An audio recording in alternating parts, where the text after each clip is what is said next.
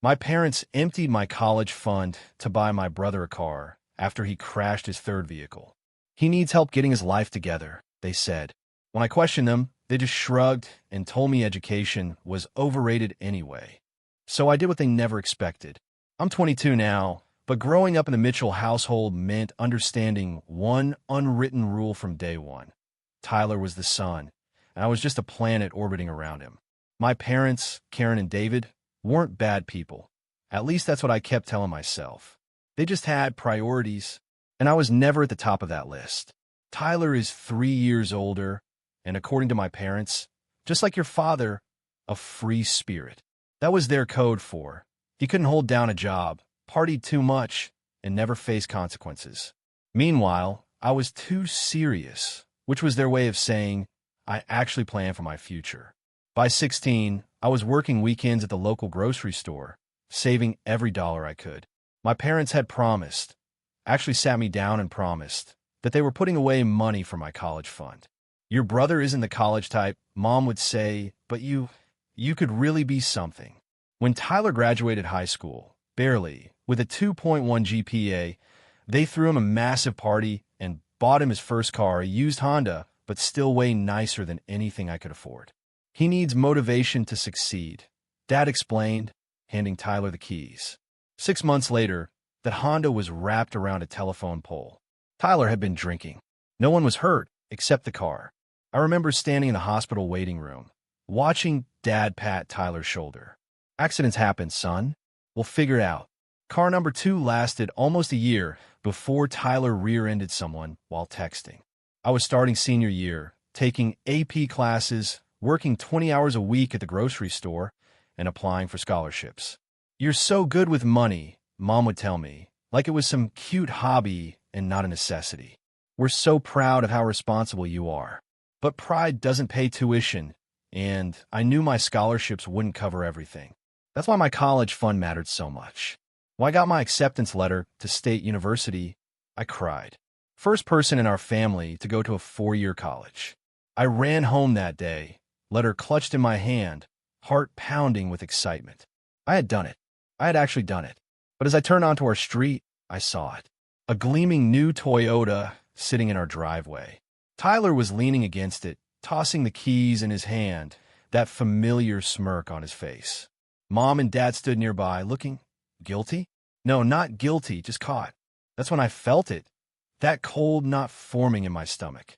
The one that somehow already knew what they were about to tell me. 3 cars, 3 chances, and now my future was about to become the 4th. Looking back now, the pattern was always there. I just didn't have a name for it yet. That feeling of being invisible in your own home, of watching the scales tip away from you time and time again. When you're young, you don't call it favoritism or emotional neglect. You just wonder what you did wrong. I was 8 when Tyler got his first participation trophy for Little League. Dad cleared a special shelf in the living room, right where everyone could see it. This is just the beginning, he'd tell visitors, arms slung around Tyler's shoulders. Meanwhile, my straight-A report cards were briefly acknowledged with a distracted, good job, before being magnetized to the refrigerator, usually hidden behind grocery lists and Tyler's doctor appointments. By middle school, I'd stopped expecting them to show up. When I won the regional science fair in 7th grade, the only people cheering were my teacher and my best friend's mom, who'd offer me a ride when my parents couldn't make it because Tyler had a detention they needed to handle personally with the principal. Tyler just needs more guidance. Mom would explain in hushed tones when I'd ask why I was held to such different standards. He's sensitive. Not everyone can be naturally responsible like you. That word, responsible, wasn't a compliment. It was a dismissal, a way of saying, you're fine on your own. He needs us more. The summer before high school, Tyler got caught shoplifting expensive headphones from the mall.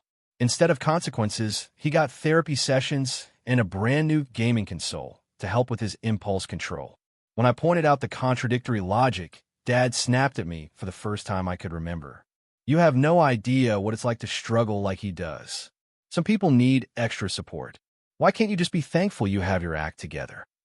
That was the moment I realized they didn't see me as the good child. They saw me as the child who didn't need them.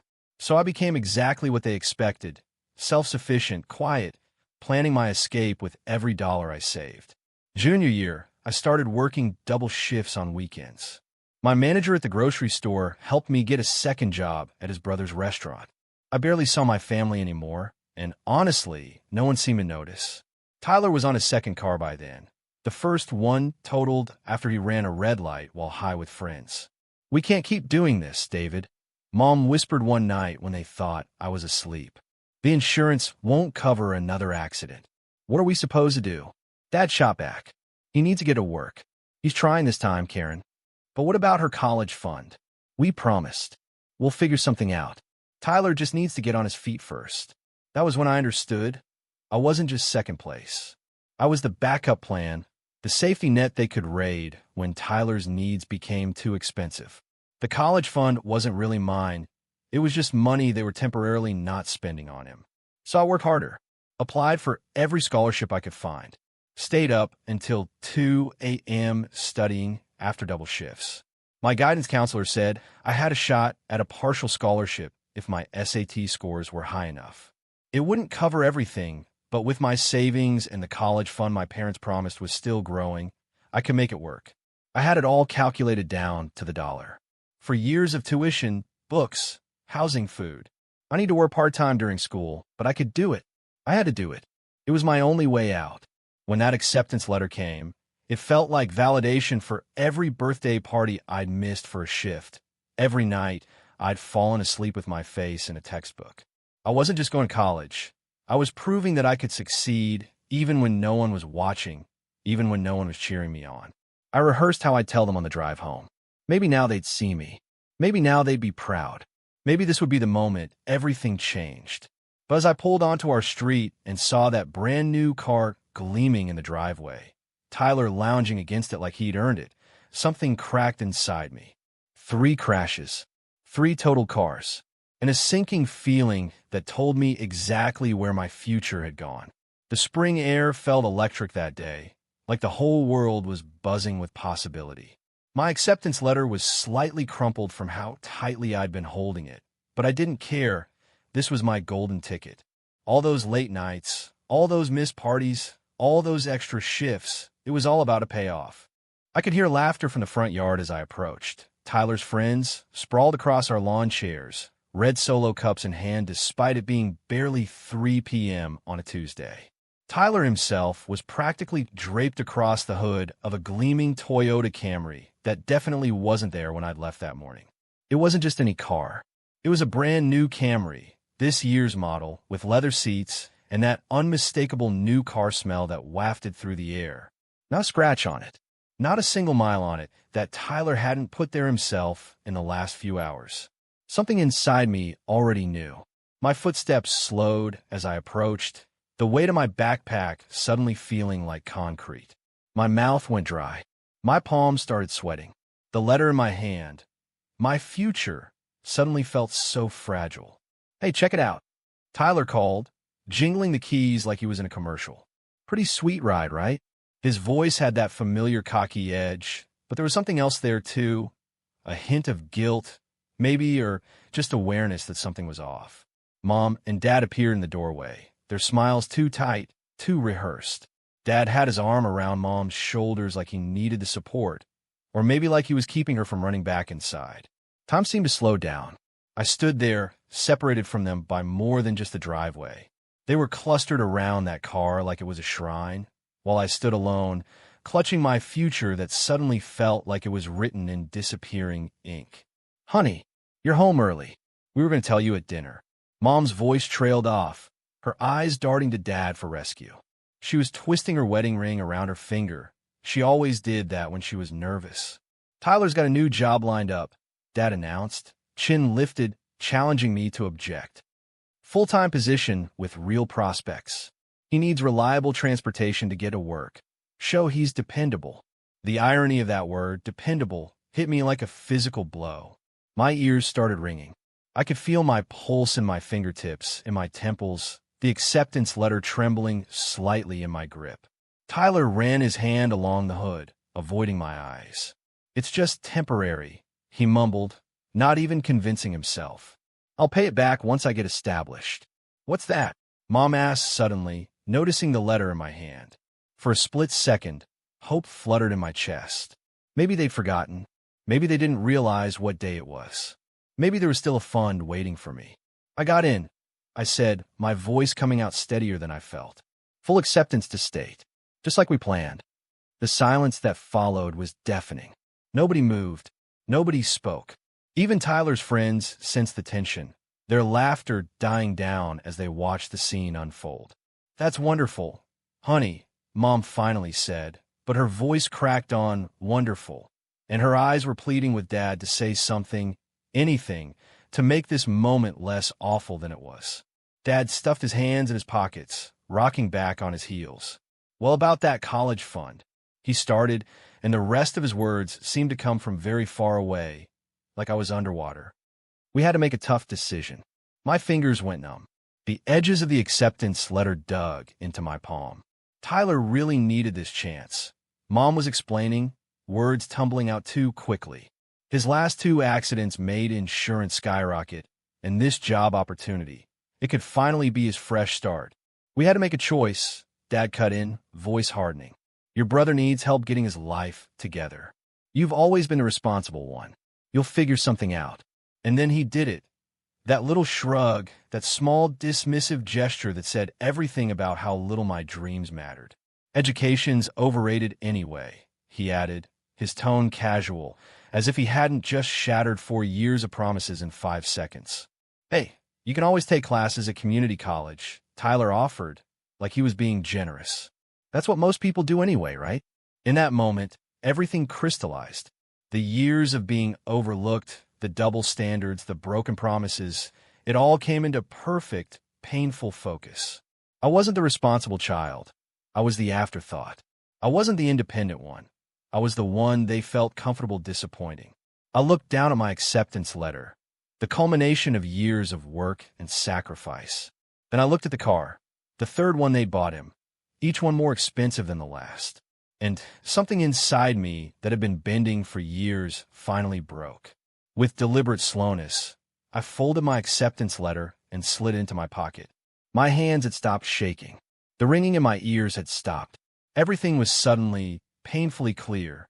Honey, Mom's voice was uncertain now, picking up on my strange calm. Are you okay? We could talk about this. Maybe look into loans, or how much was in my college fund? I asked, my voice so low they had to lean in to hear me. Before you spent on his car, exactly how much of my future did you trade for his 3rd chance? They glanced at each other, a silent conversation passing between them. Dad's jaw tightened. Mom looked away. Almost 20,000, Dad finally admitted, crossing his arms defensively. But that wouldn't have covered all 4 years anyway. You'd still need loans. $20,000. For years of birthdays and Christmases when they'd promised they were contributing to my future. For years of we're so proud of how responsible you are. 20,000 reasons I'd been a fool to trust them. Okay, I said quietly, turning away from them, from the car, from the life where I would always be an afterthought. Thanks for letting me know. That's it, Tyler called after me, sounding almost disappointed. He'd been expecting tears, anger, a scene, something he could point to later as evidence of my overreaction. You're not going to say anything else? I paused at the front door, my hand on the knob. Congratulations on the car, I said, my voice steady. I hope the 3rd time's the charm. The door closed behind me with a soft click, not the dramatic slam they were expecting. Somehow, that felt more powerful. They'd taken my college fund, but they wouldn't get my anger too. That at least was still mine. I climbed the stairs to my bedroom, each step heavy with the weight of a decision forming in my mind. Not a rash decision born of anger, but a clear-eyed recognition of a truth I'd been avoiding for years. I would never be a priority in this house. Now when Tyler needed something, anything more, under my bed was the suitcase I'd bought for college. It wasn't meant for this, not yet, but plans change. As I pulled it out and laid it open on my bed, a strange calm washed over me. This wasn't just about the money anymore. It was about finally seeing my family clearly for the first time. The strange thing about betrayal is how quiet it feels. There's no dramatic music swelling in the background, no thunderclaps or warning signs. Just a sudden, deafening silence inside you where trust used to be. My hands trembled as I folded my clothes into perfect rectangles, but my mind was eerily calm. $20,000. 4 years of promises. Gone. Part of me wanted to scream, to rush downstairs and demand answers, to ask them to look me in the eye and tell me why Tyler's third car was worth more than my entire future. I picked up the family photo from my nightstand, the 4 of us at the beach 3 summers ago, all smiles and sunburns. I traced my finger across our faces, wondering if they'd always known it would come to this, if every "we're saving for your college" had been a lie from the start. Honey, Mom's voice floated up the stairs, tentative, guilty. Are you coming down for dinner? I made your favorite pasta. Food. Their solution to everything. As if marinara sauce could patch the hole they'd just blown through my future. As if garlic bread could make me forget that they just told me, in not so many words, that I didn't matter as much as Tyler's convenience. My phone lit up with an email notification regarding your scholarship application. I didn't need to read further. The subject line already told me everything. Another rejection. The partial scholarship I'd been counting on wasn't going to happen either. The walls of my childhood bedroom suddenly felt suffocating, closing in with memories of every time I'd accepted less, every time I'd swallowed my hurt, every time I told myself it was normal for parents to have favorites. I'd spent years making myself smaller, needing less, asking for nothing. And what had it gotten me? I pulled out my bank book from beneath a stack of journals. $3,427.83 in savings. Not enough for college, not even close. But enough for a bus ticket. Enough for the first month's rent somewhere. Anywhere. That wasn't here. Listen, I know you're upset, Dad said through the door without opening it, his voice that particular blend of annoyance and condescension he reserved for what he called my dramatic moments. But you need to understand that your brother is at a critical point in his life. This job could really turn things around for him. A critical point. As if I wasn't standing at my own crossroads. As if my acceptance letter wasn't just as much a lifeline as Tyler's job. As if my future was somehow less urgent, less real. We can talk about community college, Mom added, her voice bright with forced optimism. Lots of people start there and transfer. And you can live at home and save money. Live at home. Save money. For what? So they could raid my savings again the next time Tyler needed something? So I could watch them prioritize him over and over while pretending it didn't cut me open each time? I carefully wrapped my grandmother's necklace in a sock and tucked it into a corner of the suitcase. She had given it to me before she died, whispering that I was the responsible one, the one who would make something of herself, the only person who had ever looked at me and seen something more than just the reliable child. Their footsteps retreated down the hallway, their whispers fading. They weren't even going to push it. They assumed I'd give in like always, that I'd come downstairs for dinner, sullen but compliant, that I'd eventually accept their decision because that's what I always did. Adapt, accommodate, adjust my dreams to fit whatever scraps they left me. My fingers moved across my phone screen almost of their own accord, searching for rooms for rent in the city where State University was located. Too expensive, but there were cheaper options in the neighboring town. A 40-minute bus ride to campus. Doable. How did it go? Did they love the news? My best friend's text glowed on the screen. Her excitement for me, a stark contrast to what had actually happened downstairs. I started to type the truth, then deleted it. Started again. Deleted again. How could I explain what had just happened without sounding like I was asking for pity? Without making her feel sorry for me? Better to talk when I had a plan. When I wasn't just running away, but running towards something. Through my bedroom window, I could see Tyler showing off his new car to his friends, popping the hood, revving the engine. My college fund transformed into horsepower and leather seats. My future traded for his present. And that's when it hit me, a clarity so sharp it almost took my breath away. This wasn't just about the money. It was about finally seeing the pattern that had defined my entire life. I would always be the responsible one, which really meant I would always be the one they felt comfortable disappointing, unless I broke the pattern myself. I scrolled through job listings in the university town. Waitressing, retail, nothing glamorous, but jobs that could pay rent while I figured out how to afford classes. Maybe not full-time enrollment at first, but night classes. One course at a time if necessary. On a piece of notebook paper, I wrote a short note. No accusations. No dramatic declarations. Just the truth. I'm going to find my own way to college. Don't worry about me. Simple. Final. Dinner's ready. Mom called again, her voice straining for normalcy. Tyler's friends are staying too. Of course they were.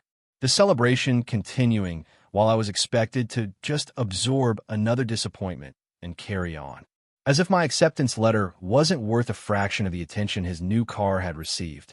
The weight of my backpack felt right somehow, grounding. Everything important I own now contained in 2 bags. Not running away, moving forward. There's a difference. The metal of the fire escape was cool under my palm as I lifted the window. Dad had installed it when I was 12, because you're the responsible one, and you'd know what to do in an emergency. The irony wasn't lost on me now. One last look at my childhood bedroom. The posters I'd never take down now. The books I couldn't carry. The remnants of a life where I'd always believed that if I just worked hard enough, saved enough, needed little enough, eventually they would see me. They never had, and they never would. Not as long as I stayed in their shadow, accepting the scraps of attention and support they threw my way when Tyler didn't need something more. I didn't slam the window behind me, didn't stomp down the metal stairs, didn't do anything that would alert them to my departure. The greatest rebellion wasn't making a scene. It was simply removing myself from a story where I'd always been a supporting character in someone else's drama. They were laughing downstairs, probably hadn't even noticed I hadn't joined them yet. Tyler was likely regaling them with stories about his new job prospects. Mom refilling wine glasses, Dad nodding along proudly. The setting sun cast long shadows across the lawn as my feet touched the ground. 3 steps away from the house, then 5, then 10. Each step lighter than the last. Each step taking me further from where I'd been and closer to who I could become. I walked past the gleaming car without giving it a second glance. $20,000 of my future sitting in the driveway, and it meant nothing to me now. I had something more valuable. Clarity. The street stretched out before me, unfamiliar and terrifying and wonderful all at once. I had no idea how I was going to make this work. I just knew, with absolute certainty, that I would. The weight of my backpack dug into my shoulders as I walked, my suitcase wheels catching on every crack in the sidewalk. But each step felt like shedding another layer of expectation, of disappointment, of the person I'd been trained to be. My phone lit up with Mom's face, her caller ID photo, smiling up at me. I watched it ring once, twice, 3 times before silencing it. Not rejecting the call, just letting it go unanswered, much like my questions had gone unanswered for years.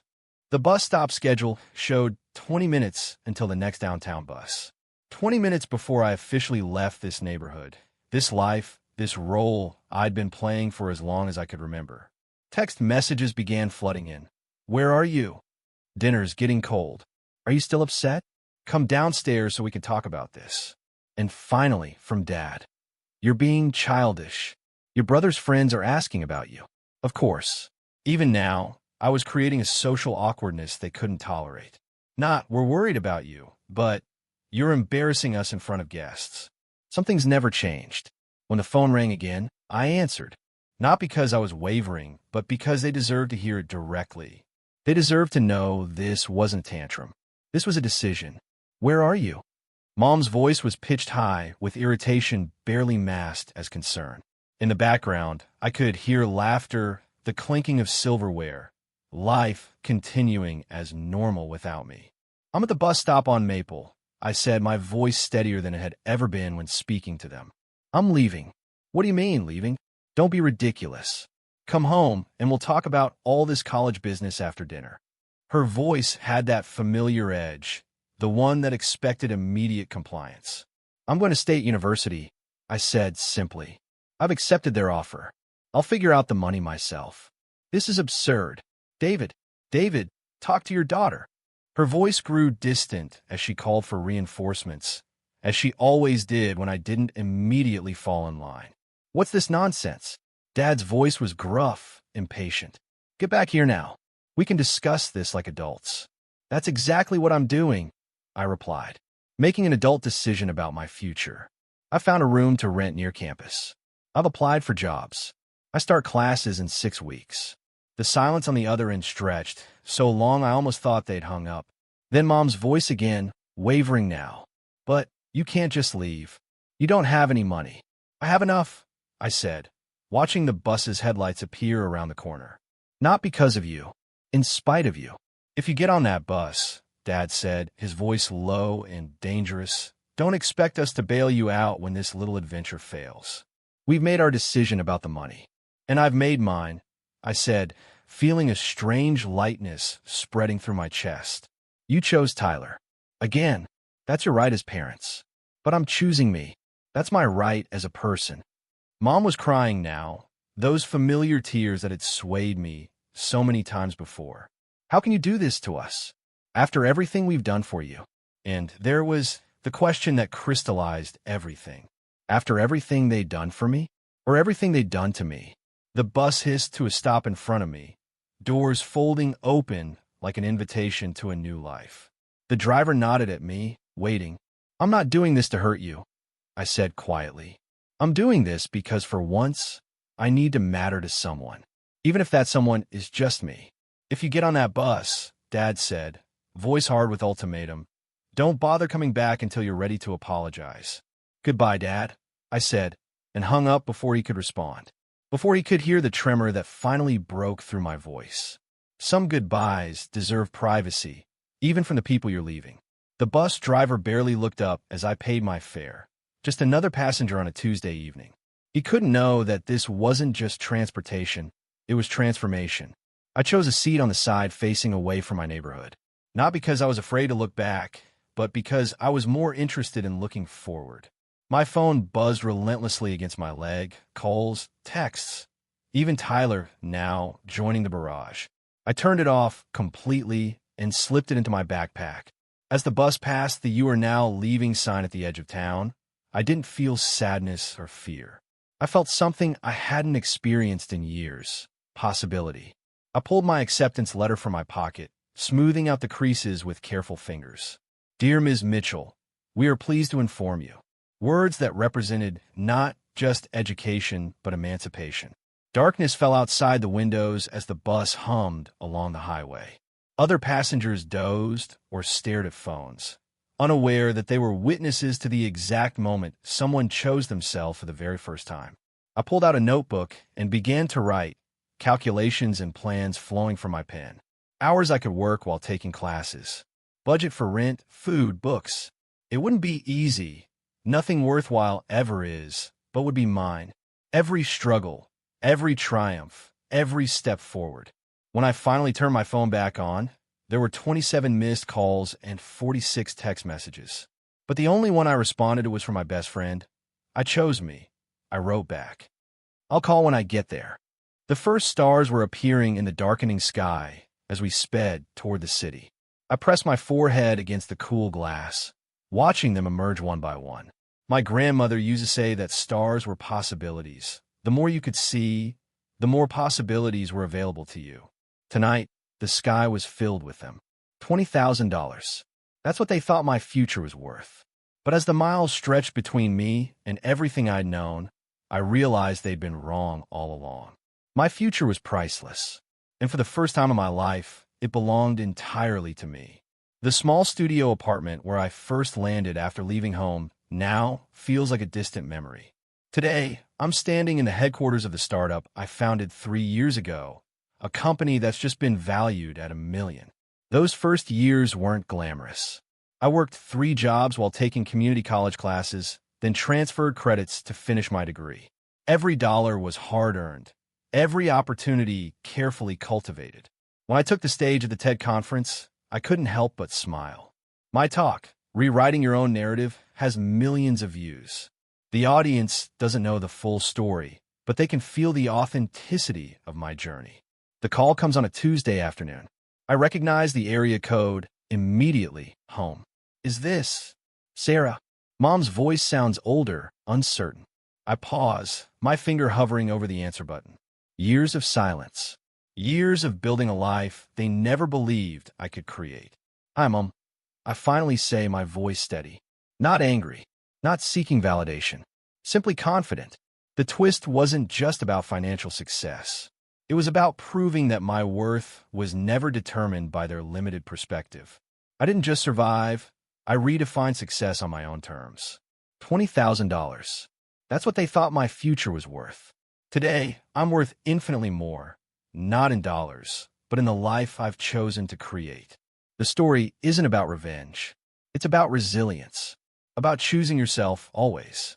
The silence after cutting ties is different from what I expected. It's not empty. It's full of possibility. My phone sits untouched, a graveyard of unanswered messages. Mom's voicemails become shorter, then stop entirely. Dad's texts transition from angry demands to pleading, then to resignation. The family dynamic that once controlled my every move has dissolved. I'm not angry anymore. I'm free. Each milestone I hit, the startup's first million, the TED Talk, the magazine cover, feels like a quiet victory. Not a middle finger to my parents, but a testament to my own resilience. I didn't succeed to prove them wrong. I succeeded because I chose myself. The last conversation haunts me sometimes. Mom's trembling voice. You're throwing away family for what? My answer remains the same. For myself.